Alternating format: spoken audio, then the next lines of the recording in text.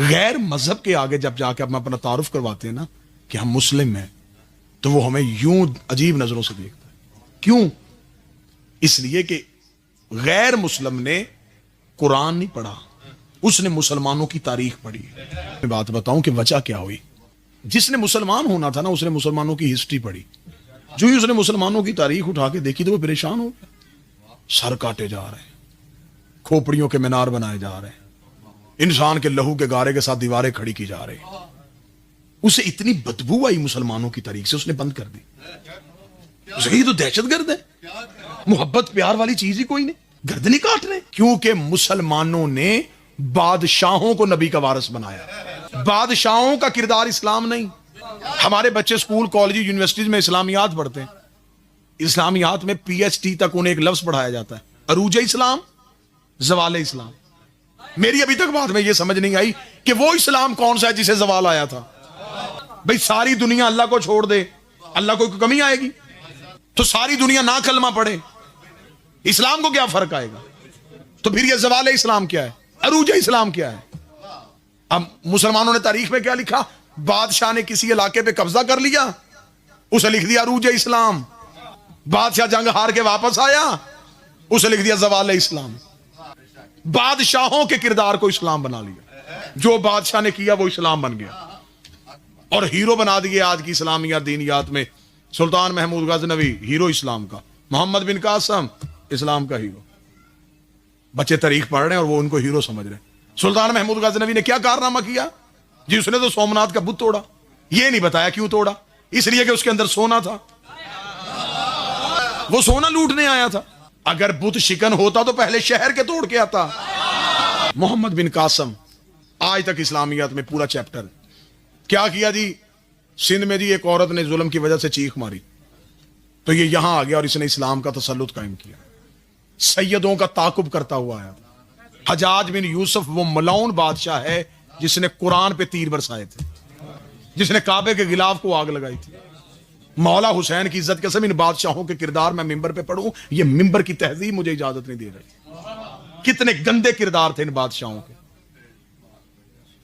جنہوں نے اپنے گھر کے اندر شراب کے حوض بنائے ہوئے تھے,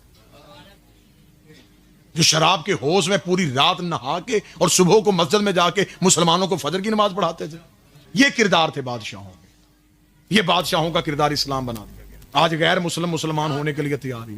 اگر بچوں کو امامت کا کردار بتایا جاتا, میں دیکھتا ہوں پوری دنیا رسول کا کلمہ کیسے نہیں پڑھتی. مولا حسین کی عزت کی قسم ہے, جہاں جہاں غیر مسلم نے امامت کو پڑھا ہے نا وہ قائل ہو گیا. میں نے اپنی زندگی میں بے شمار واقعات ایسے. مجھے اچھی طرح یاد ہے, میں ایک دفعہ مجالس کے لیے یورپ کے ایک ٹور میں تھا. تو میں جب گیا تو وہ امیگریشن آفیسر جو ہے اس نے مجھے, جب میں نے اس کا پاسپورٹ اپنا دیا تو اس نے مجھے میری طرف دیکھا, اس نے دیکھ کے مجھے کہا کہ آر یو مسلم, مسلمان ہو تم؟ میں نے کہا. اس نے کہا کس فرقے سے تیرا تعلق ہے, تیرا سیکٹ کون سا ہے؟ میں نے کہا شیعہ. ایسے اس کی نظریں پاسپورٹ تھی, ایسے اس نے اٹھائی. اس نے کہا فالوورز آف حسین, حسین کے پیروکار ہو؟ اس کے چہرے پہ عجیب سی چمک سی آئی. میں ایک لمحے کے لیے میں نے اپنے اندر جرأت پیدا کی, میں نے کہا جی میں حسین کا پیروکار ہوں. بادشاہ حسین کی عزت قسم ممبر پہ بیٹھا, وہ اپنی کرسی سے اٹھا, ماتھے پہ ہاتھ رکھا, سیلوٹ فار حسین, یہ سلام ہے تیرے حسین کے لیے. دشمن ملک تھا, کوئی میرا اپنا نہیں تھا. مجھے ایسے لگا کہ جیسے میں کائنات کا سب سے رئیس ہوں, مجھ سے بڑا امیر کوئی نہیں. میرا یوں سینہ تن گیا, گردن یوں میری اکڑ گئی, آنکھوں میں میرے خوشی کے آنسو آئے. میں نے اسے کہا کہ تم حسین کو جانتے ہو؟ اسے میری طرف دیکھ کے کہا, اس نے کہا ایک ہی تو دنیا میں امن کا سفیر ہے جسے حسین کہتے ہیں. اس نے کہا اس نے گردن کٹوائی ہے, کاٹی نہیں ہے. گردن کاٹنے والے مسلمان نہیں ہیں, گردنیں کٹوانے والے مسلمان. بادشاہوں کا کردار اسلام نہیں, امامت کا کردار اسلام.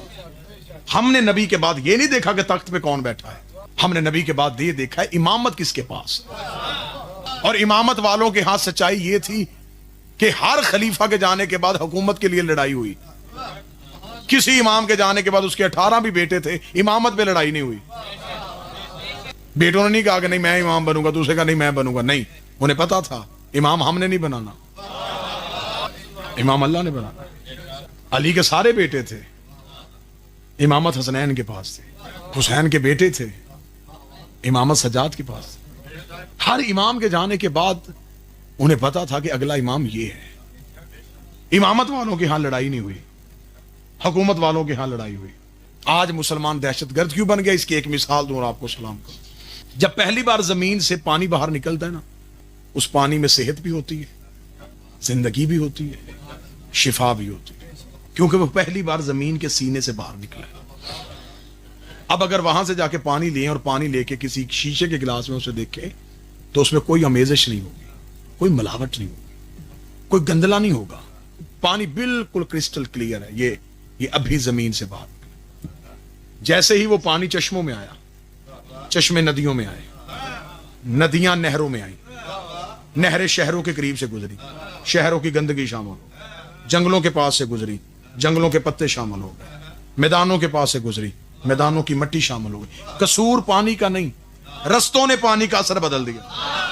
اب جو پانی ہم تک پہنچا اس میں بیماریاں آ گئیں، اس میں بدبو آ گئی، اس میں گندگی آ گئی۔ نتیجہ آخری دے رہا ہوں، جیسے پوری مجلس سنی ویسے نتیجہ سن لینا۔ جب اسلام پہلی بار مکے کی چوٹی سے نکلا، اسلام میں حیا بھی تھی، اسلام میں وفا بھی تھی، اسلام میں ہمسائے کا حقوق بھی تھا، اسلام میں دوسرے مذہب کا احترام بھی تھا، اسلام میں اخلاقیات تھی۔ جو ہی یہ اسلام بادشاہوں کے درباروں میں آیا، اس میں جھوٹے راوی آ گئے، اس میں غلط حدیثیں آ گئی، اس میں گندے بادشاہ آ گئے۔ اب جو اسلام ہم تک پہنچا، مسلمانوں کا دہشت گرد اسلام ہے، اس لیے کہ امامت گھر سے نہیں آیا، خلافت والوں کے گھر سے آیا۔